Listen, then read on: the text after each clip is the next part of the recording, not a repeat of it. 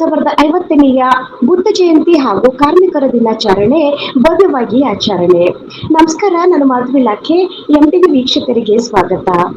ಸುಹಲ್ದೇವ್ ಭಾರತೀಯ ಸಮಾಜ ಪಕ್ಷದ ಕಚೇರಿಯಲ್ಲಿ ಕಾರ್ಯಕ್ರಮ, ನಾಯಕರುಗಳಿಂದ ಸಮಾಜ ಸೇವೆ ಮತ್ತು ಶ್ರಮದ ಮಹತ್ವದ ಸಂದೇಶ. ಬಂಗಾರಪೇಟೆ ಸುಹಲ್ದೇವ್ ಭಾರತೀಯ ಸಮಾಜ ಪಕ್ಷದ ಕಚೇರಿಯಲ್ಲಿ ಇಂದು 2050ನೇಯ ಬುದ್ಧ ಜಯಂತಿ ಹಾಗೂ ಕಾರ್ಮಿಕರ ಜಯಂತ್ಯೋತ್ಸವವನ್ನು ಭಕ್ತಿಭಾವದಿಂದ ಮತ್ತು ಸಂಭ್ರಮದಿಂದ ಆಚರಣೆ ಮಾಡಲಾಯಿತು. ಕಾರ್ಯಕ್ರಮದಲ್ಲಿ ಬುದ್ಧನ ಉಪದೇಶಗಳು ಹಾಗೂ ಕಾರ್ಮಿಕರ ಶ್ರಮದ ಮಹತ್ವವನ್ನು ಸ್ಮರಿಸಲಾಯಿತು. ಈ ಸಂದರ್ಭದಲ್ಲಿ ಪಕ್ಷದ ರಾಜ್ಯಾಧ್ಯಕ್ಷರಾದ ಅಭಿಮನ್ಯು ಮಣಿ ಅವರು ಮಾತನಾಡಿ, ಬುದ್ಧನ ತತ್ವಗಳು ಇಂದಿನ ಸಮಾಜಕ್ಕೆ ದಾರಿದೀಪವಾಗಿವೆ ಎಂದು ಹೇಳಿದರು. ರಾಜ್ಯ ಪ್ರಚಾರ ಸಮಿತಿ ಅಧ್ಯಕ್ಷರಾದ ಪಿವಿಸಿ ಮಣಿ ಅವರು ಕಾರ್ಮಿಕರ ಪಾತ್ರ ದೇಶದ ಅಭಿವೃದ್ಧಿಗೆ ಪ್ರಮುಖವಾಗಿದೆ ಎಂದು ಅಭಿಪ್ರಾಯಪಟ್ಟರು. ಕಾರ್ಯಕ್ರಮದಲ್ಲಿ ಮಾಗುಂದಿ ನಾರಾಯಣಸ್ವಾಮಿ, ನೀಲಪ್ಪ, ಶಿವಾ, ಮಲ್ಲಿಕಾ, ದುರ್ಗಮ್ಮ, ಗೋವಿಂದ ದೇವರ ಸೇರಿದಂತೆ ಪಕ್ಷದ ಎಲ್ಲಾ ಮುಖಂಡರುಗಳು ಭಾಗವಹಿಸಿ ಜಯಂತ್ಯೋತ್ಸವವನ್ನು ಯಶಸ್ವಿಯಾಗಿ ನೆರವೇರಿಸಿದರು. ವರದಿ ಬಿಎನ್ ಸಾಕಪ್ಪ, ಎಂಟಿವಿ ನ್ಯೂಸ್, ಬಂಗಾರಪೇಟೆ. ನಿರಂತರ ಸುದ್ದಿ ಮತ್ತು ಜಾಹೀರಾತುಗಳಿಗಾಗಿ ಎಂಟಿವಿ ಕನ್ನಡ ನ್ಯೂಸ್ ಅನ್ನು ಸಬ್ಸ್ಕ್ರೈಬ್ ಮಾಡಿ. ಧನ್ಯವಾದಗಳು. ಮೇ 1ನೇ ತಾರೀಕು ನಾವು ಯುಪಿಗೆ ಹೋಗಿದ್ದರಿಂದ ಬುದ್ಧ ಜಯಂತಿ ಮತ್ತು ಕಾರ್ಮಿಕರ ಜಯಂತಿಯನ್ನು ಆಚರಣೆ ಮಾಡೋಕ್ಕಾಗ್ತಾ ಇಲ್ಲ. ಹಂಗಾಗಿ ಇವತ್ತಿನ ದಿವಸ ಭಾನುವಾರವನ್ನು ಬುದ್ಧ ಪೌರ್ಣಿಮೆ ಅಂಗವಾಗಿ ಇವತ್ತೊಂದು ಸಭೆಯನ್ನು ನಾವು ಕರೆದಿದ್ದೀವಿ ಪಕ್ಷದಿಂದ. ಈ ಒಂದು ಪಕ್ಷಕ್ಕೆ ಬುದ್ಧ ಜಯಂತಿ ಮತ್ತು ಕಾರ್ಮಿಕರ ಜಯಂತಿ ಎರಡನ್ನೂ ಒಟ್ಟಿಗೆ ಇವತ್ತಿನ ದಿವಸ ಪಕ್ಷದಿಂದ ಮಾಡಬೇಕಂತೆಲ್ಲ ತೀರ್ಮಾನ ಮಾಡಿದ್ದೀವಿ.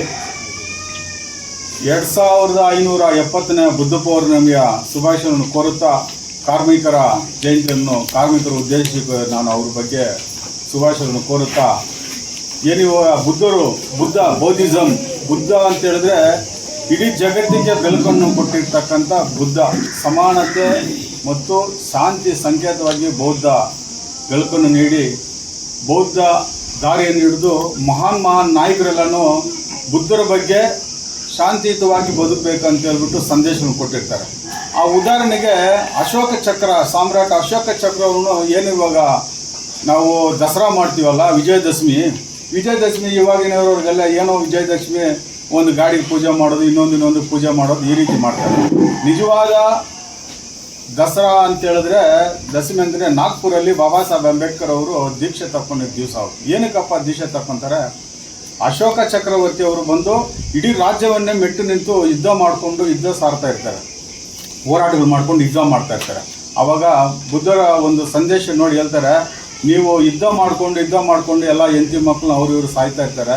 ನೀವು ಒಂದು ದಿವಸ ಆ ಯುದ್ಧ ಮಾಡೋದನ್ನು, ಏನು ಈಟಿ ಇರ್ತದೆ, ಈ ಕಟ್ಗಳು ಇರ್ತದೆ, ಇದನ್ನೆಲ್ಲ ಒಂದು ಜಾಗದಲ್ಲಿ ಇಟ್ಟು ನೀವು ಒಂದು ದಿವಸವನ್ನು ನೀವು ಮೌನವಾಗಿರಿ, ನೀವು ಶಾಂತವಾಗಿರಿ, ಆವಾಗ ನೋಡಿ ನಿಮ್ಗೆ ಯಾವ ರೀತಿ ಇರ್ತಂತ.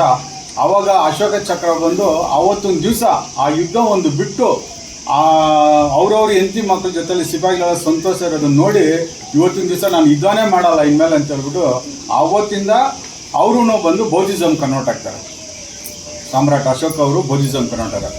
ಅದೇ ಈ ಮೈಸೂರು ಅನ್ನೋರು, ಮಹಿಷಾಸುರ ಅವರು ಒಂದು ರಾಜ, ಆ ರಾಜನ ಕೂಡ ಅಷ್ಟೇ ಅವ್ರೂ ಒಂದು ಬುದ್ಧಿಷ್ಟ ಆಗಿರ್ತಾರೆ.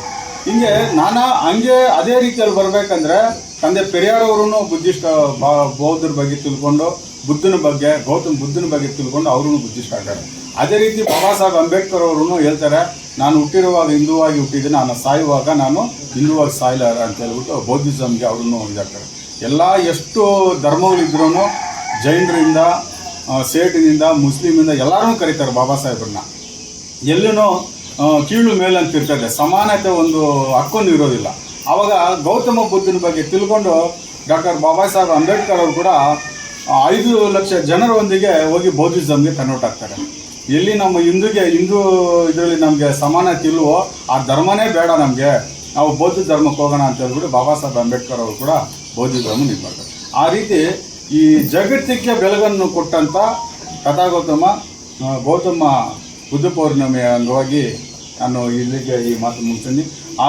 ಅದ್ರ ಮೇಲೆ ಆದರೆ ಇನ್ನು ಬಾಬಾ ಸಾಹೇಬ್ ಅಂಬೇಡ್ಕರ್ ಅವರು ಈ ಕಾರ್ಮಿಕರ ಕಷ್ಟಗಳನ್ನು ನೋಡಿ ಬಾಬಾ ಸಾಹೇಬ್ ಅಂಬೇಡ್ಕರ್ ಅವರು ಕೂಡ ಅಷ್ಟೇ ಈ ಕಾರ್ಮಿಕರ ದಿನಾಚರಣೆ ಏನು ಕಾರ್ಮಿಕರೆಲ್ಲ ಮಾಡ್ತಾ ಇದ್ದಾರೋ ಅವರೆಲ್ಲ ತಿಳ್ಕೊಳ್ಬೇಕು. ಯಾವ ರೀತಿ ಅಂತ ಹೇಳಿದ್ರೆ, ಮುಂಚೆ ಕಾರ್ಮಿಕರೆಲ್ಲ ಬಂದು 12 ಅವರು ಕೆಲಸ ಮಾಡಬೇಕಾಗಿತ್ತು. ಅದನ್ನು ಬಾಬಾ ಸಾಹೇಬ್ ಅಂಬೇಡ್ಕರ್ ಅವರು ಬಂದು 8 ಅವರ್ ಮಾಡ್ತಾರೆ. ಕಾರ್ಮಿಕರಿಗೆ ಅಂತ ಹೇಳ್ಬಿಟ್ಟು ಸಪ್ರೇಟ್ ಅಂತ ಇದು ಮಾಡ್ತಾರೆ. ಆಮೇಲೆ ಈ ಹೆಂಗಸರು ಎಲ್ಲ ಏನಿರ್ತಾರೋ ಅವ್ರು ಏನಾದ್ರು ಗರ್ಭಿಣಿ ಆದರೆ ಅವರು ಫುಲ್ ಕೆಲಸ ಮಾಡೋ, ಆದರೆ 3 ತಿಂಗಳು 4 ತಿಂಗಳು ಅವ್ರಿಗೆ ರಜದಲ್ಲಿ ಕೂಡ ಅವ್ರಿಗೆ ಪೇಮೆಂಟ್ ಕೊಡಬೇಕಂತ ಅದನ್ನು ಬಾಬಾ ಸಾಹೇಬ್ ಅಂಬೇಡ್ಕರ್ ಹಂತವಾಗಿ ಮಹಿಳೆಯರಿಗೇನು ಬಂದು ಯಾವ ರೀತಿ ಸ್ಥಾನಮಾನ ಕೊಡಬೇಕಂತ ಹೇಳ್ಬಿಟ್ಟು ಕಾರ್ಮಿಕರಿಂದ ಎಲ್ಲನೂ ಅವರು ಬಾಬಾ ಸಾಹೇಬ್ ಅಂಬೇಡ್ಕರ್ ಅವರು ಕಾರ್ಮಿಕರನ್ನು ಈ ಥರ ಉದ್ದೇಶಿ ಮಾಡ್ತಾ ಇರ್ತಾರೆ. ಹಂಗಾಗಿ ಕಾರ್ಮಿಕರ ದಿನಾಚರಣೆ ಮತ್ತು ಸದಾ ಗೌತಮ ಬೌದ್ಧರ ದಿನಾಚರಣೆ ಈ ಜನ್ಮದಿನೋತ್ಸವ ಶುಭಾಶಯ ಕೋರುತ್ತಾ ನಾನು 2 ಮಾತನ್ನು ಮುಗಿಸ್ತಾ ಇದ್ದೀನಿ. ನಾವು ಹಮ್ಮಿಕೊಂಡಿರ್ತೀವಿ ಕರ್ನಾಟಕ ರಾಜ್ಯದ ವತಿಯಿಂದ. ಹಂಗಾಗಿ 1ನೇ ತಾರೀಕು ಸಾಯಂಕಾಲ ನಾವು 8 ಗಂಟೆ 9 ಗಂಟೆ ನಾವು ಬೆಂಗಳೂರು ತಲುಪಿರ್ತೀವಿ, 10 ಗಂಟೆ 11 ಗಂಟೆ ಕೋಲಾರ ತಂದಿರ್ತೀವಿ. ಆ ಕಾರಣದಿಂದ ನಾವು ಕಾರ್ಯಕ್ರಮನ ನಾವು ಎಲ್ಲೂ ಸುಮಾರು ಕಡೆ ಬುಲಾವಿತ್ತು, ಆದರೂ ನಾವು ಕಾರ್ಯಕ್ರಮಕ್ಕೆ ಭಾಗವಹಿಸಲಿಕ್ಕೆ ಸಾಧ್ಯವಾಗಿರೋದಿಲ್ಲ. ನಾವು ಪಕ್ಷದ ಕಚೇರಿ, ಸಂಘಟನೆ ಕಚೇರಿ, ಇತರ ಎಲ್ಲ ಕಚೇರಿಗಳಲ್ಲೂ ಕಾರ್ಯಕ್ರಮ ನಿಗದಿಪಡಿಸಿರ್ತಾರೆ, ಆದರೂ ನಾವು ಕಾರ್ಯಕ್ರಮಕ್ಕೆ ಭಾಗವಹಿಸಲಿಕ್ಕೆ ಸಾಧ್ಯವಾಗಿರೋದಿಲ್ಲ. ಈಗಾಗಲೇ ಸಮಯ ತುಂಬ ಅಭಾವ ಇದೆ, 2:30 ದಾಟಿರುತ್ತೆ. ಇದು 12 ಗಂಟೆ ಒಳಗೆ ಕಾರ್ಯಕ್ರಮ ಆಗಲೇ ಮಾತಾಡಿದ್ದಾರೆ. ಬುದ್ಧನ ಬಗ್ಗೆ ನಾವು ಮಾತಾಡಬೇಕಾದ್ರೆ ಒಂದು ಸಣ್ಣ ವಿಚಾರ ಅಲ್ಲ, ಬಹುದೊಡ್ಡ ವಿಚಾರ. ಜಗತ್ತಿಗೆಲ್ಲ ಜ್ಞಾನ ಕೊಟ್ಟಂಥ ಬುದ್ಧರು, ಅವ್ರ ಬಗ್ಗೆ ನಾವು ಸಣ್ಣದಾಗಿ ಮಾತಾಡೋ ವಿಚಾರ.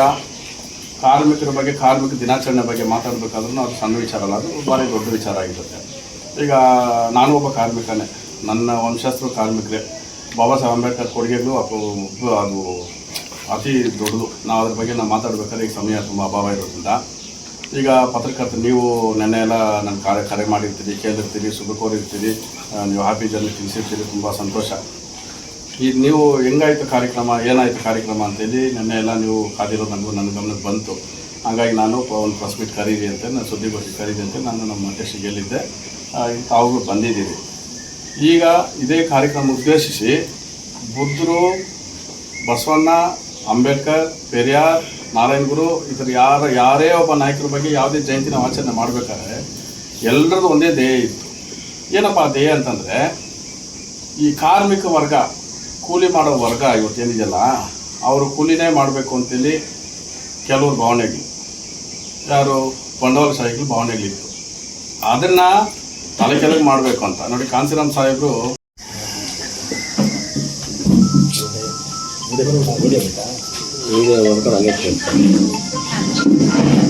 ಸ್ವಾಗತ